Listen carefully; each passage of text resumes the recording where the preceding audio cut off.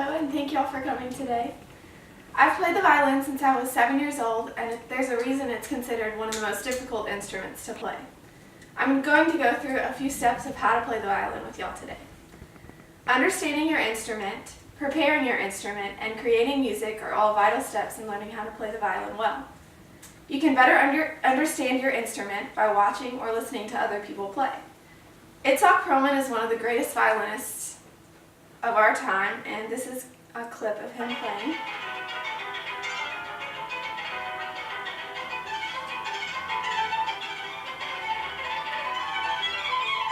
As you can hear, listening to him definitely inspires greatness. Listening to people like Itzhak Perlman can help you understand what you're striving for. A commonly asked question when talking about the violin is, what is the difference between a fiddle and a violin? Well, there is no physical difference between the two. But Megan Romer says in an About Entertainment article that the difference between the violin and the fiddle is the type of music that is played on them. For example, on the fiddle you play folk or traditional genres, and on the violin you play composition-based genres. In order to play any kind of genre on the violin or the fiddle, preparation is required. Preparation for playing the violin consists of tuning it first and foremost. This can be done by using a tuner. Experienced violinists eventually tune one string and then they can tune the rest by ear. However, beginner violinists usually use the tuner for all 4 strings. You should also tighten the hairs on your bow using the peg at the end of the stick, as well as place a chin rest on the back of the violin, which makes it comfortable for the violin to rest on your neck. After you position the violin correctly on your neck, you should also position the bow correctly on the strings. When the instrument is prepared, you get to play music. This is a step that we all want to skip to. Music can be an incredible tool in life.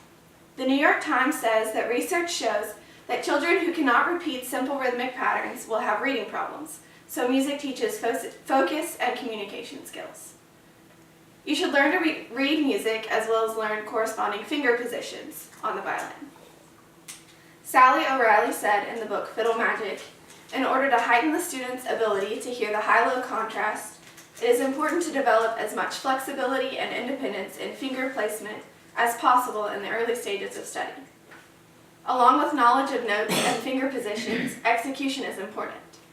As we've all heard too many times, practice makes perfect. Without practice, the violin is not necessarily a pleasant instrument. You can ask my family just how fun it is to have a 6-year-old beginning the violin in your home. Without smooth and balanced bow movements, there is an awful scratch noise that can come from twisting or jerking your bow. Another common mistake beginning violinists make is bending the wrist.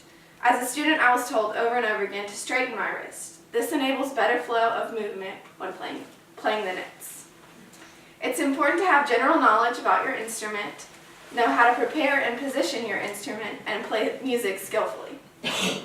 Learning how to play the violin has been beneficial in my life, teaching me discipline, patience, and an interesting new skill. Thank you.